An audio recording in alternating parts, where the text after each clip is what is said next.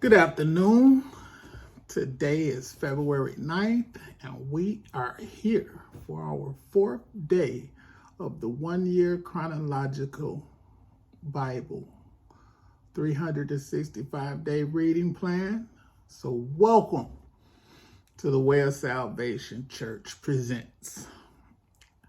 This plan is brought to you by Tyndale House Publishers. I am Minister Jewett Peterson Sr., and today we will be reading Genesis 11, verses 1 through 26, 1 Chronicles chapter 1, verses 24 through 27, Genesis chapter 11, verses 27 through 31, Genesis 12, 13, and 14. Let us begin. At one time, all the people of the world spoke the same language and used the same words. As the people migrated to the east, they found a plain in the land of Babylonia and settled there. They began saying to each other, "Let's make bricks and harden them with fire and harden them in fire."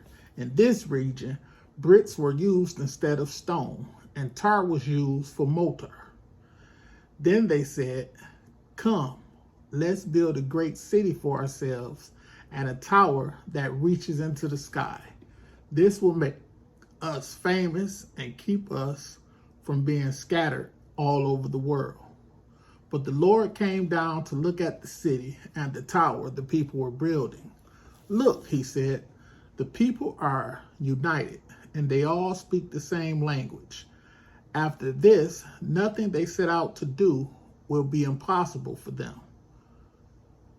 Come, let's go down and confuse the people with different languages. Then they won't be able to understand each other. In that way, the Lord scattereth them all over the world, and they stopped building the city. That is why the city was called Babel, because that is where the Lord confused the people with different languages. And this way, he scattered them all over the world. This is the account of Shem's family. 2 years after the great flood, when Shem was 100 years old, he became the father of Arphaxad. After the birth of Arphaxad, Shem lived another 500 years and had sons and daughters. When Arphaxad was 35 years old, he became the father of Shelah. After the birth of Shelah, Arphaxad lived another 403 years and had other sons and daughters. When Shelah was 30 years old, he became the father of Eber.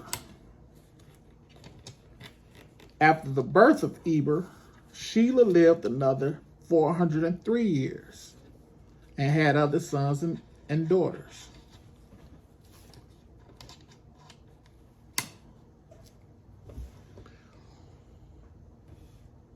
When Eber was 34 years old, he became the father of Peleg.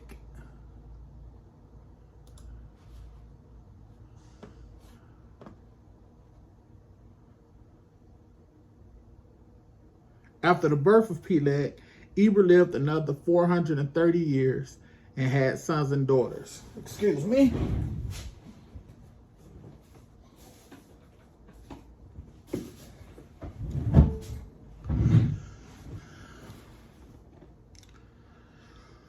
Excuse me for that. We will go back to verse 16 and pick up at Genesis chapter 11, verse 16.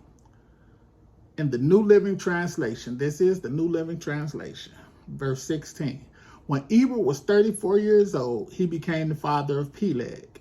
After the birth of Peleg, Eber lived another 430 years and had sons and daughters.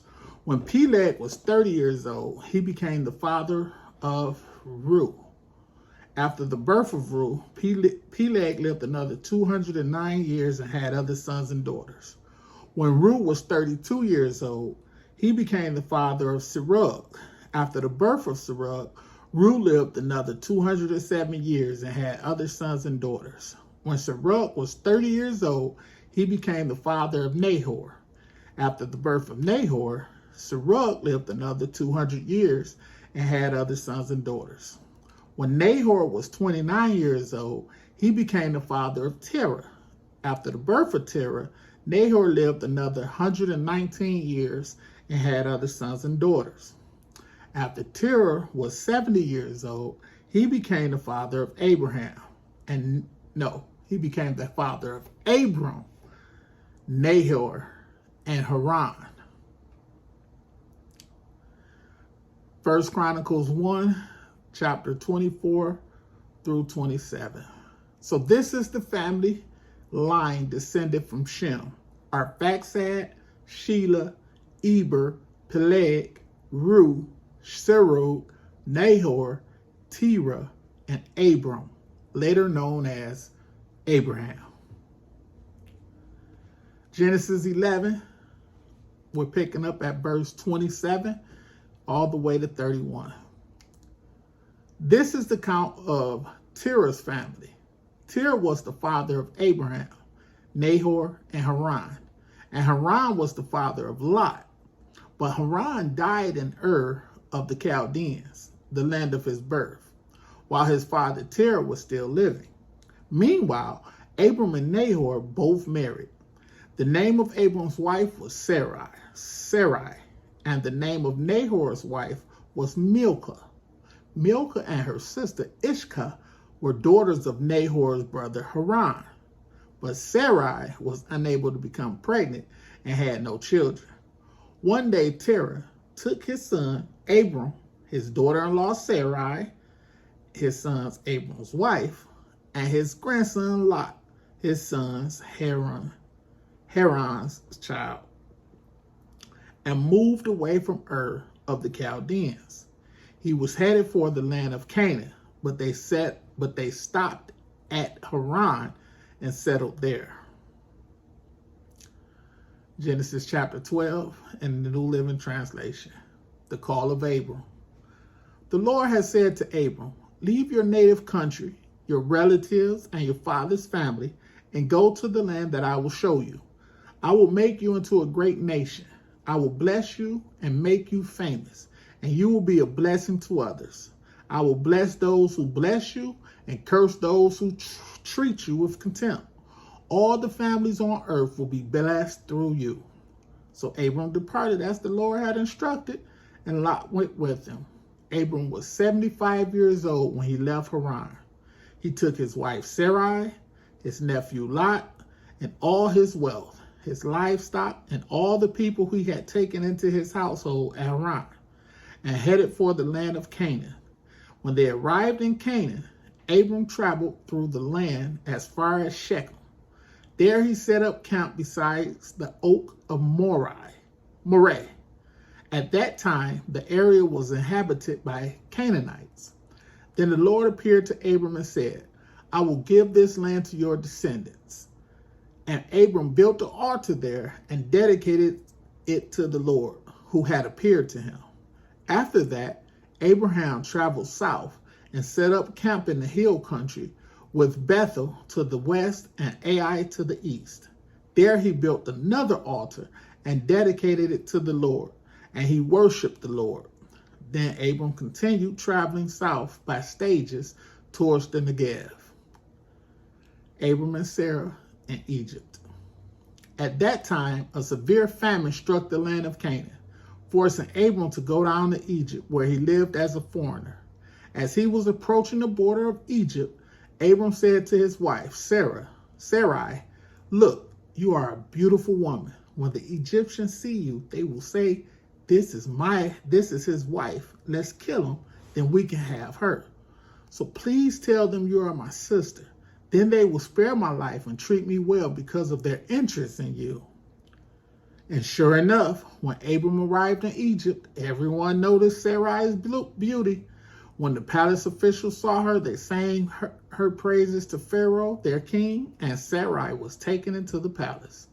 Then Pharaoh gave Abram many gifts because of her: sheep, goats, cattle, male and female donkeys, male and female servants, and camels.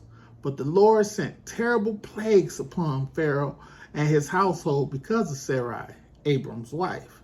So Pharaoh summoned Abram and accused him sharply.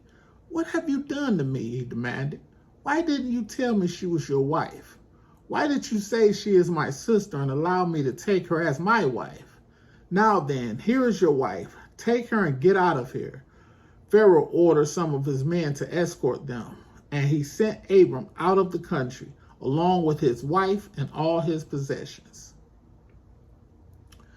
Genesis chapter 13, Abram and Lot separates. So Abram left Egypt and traveled north into the Negev, along with his wife and Lot and all that they owned. Abram was very rich in livestock, silver, and gold. From the Negev, they continued traveling by stages towards Bethel, and they pitched their tents between Bethel and Ai, where they had camped before. This was the same place where Abram had built the altar, and there he worshiped the Lord again. Lot, who was traveling with Abram, had also become very wealthy with flocks of sheep and goats, herds of cattle, and many tents. But the land could not support both Abram and Lot with all their flocks and herds living so closely together. So disputes broke out between the herdsmen of Abram and Lot. At that time, Canaanites and Perizzites were also living in the land. Finally, Abraham said to Lot, "Let's not allow this conflict to come between us and our herdsmen. After all, we are close relatives. The whole countryside is open to you. Take your choice of any section of the land you want, and we will separate. If you want the land to the left, then I'll take the land on the right. If you prefer the land on the right, then I'll go to the left." Lot took a long look at the fertile plains of the Jordan Valley in the direction of Zoar. The whole area was well watered everywhere, like the garden of the Lord or the beautiful land of Egypt. This was before the Lord destroyed Sodom and Gomorrah. Lot chose for himself the whole Jordan Valley to the east of them. He went there with his flocks and servants and parted company with his uncle Abram. So Abram settled in the land of Canaan, and Lot moved his tents to a place near Sodom and settled among the cities of the plain. But the people of this area were extremely wicked and constantly sinned against the Lord. After Lot had gone, the Lord said to Abram, "Look as far as you can see in every direction, north and south, east and west. I am giving all this land, as far as you can see, to you and your descendants as a permanent possession. And I will give you so many descendants that, like the dust of the earth, they cannot be counted. Go and walk through the land in every direction, for I am giving it to you." So Abram moved his camp to Hebron, and settled near the oak grove belonging to Mamre.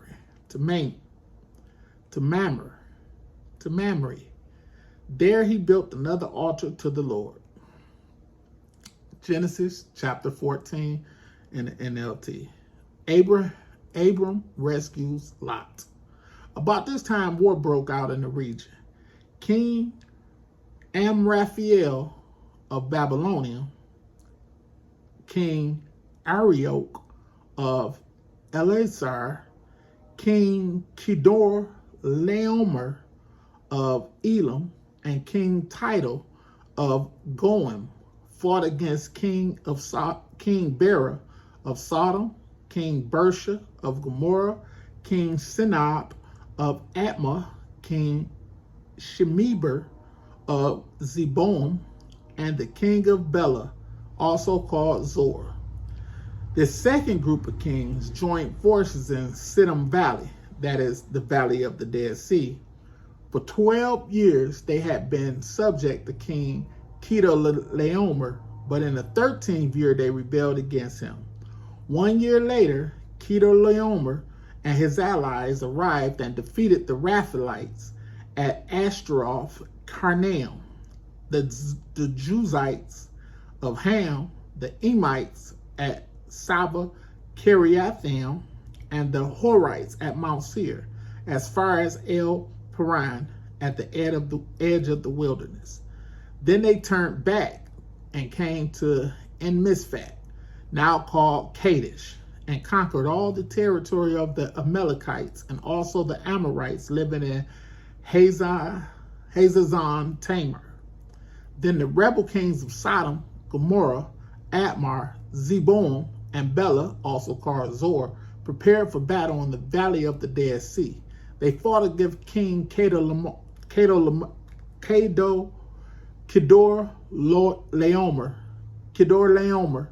of Elam, King Tidal of Goim, King Amraphel of Babylonia, and King Arok of Eliezer. 4 kings against 5. As it happened, the valley of the Dead Sea was filled with tar pits, and as the army of the kings of Sodom and Gomorrah fled, some fell into the tar pits, while the rest escaped into the mountains. The victorious invaders then plundered Sodom and Gomorrah and headed for home, taking with them all the spoils of war and the food supplies. They also captured Lot, Abram's nephew, who lived in Sodom, and carried off everything he owned. But one of Lot's men escaped and reported everything to Abram, the Hebrew, who was living near the oak grove belonging to Mamre, the Amorite. Mamre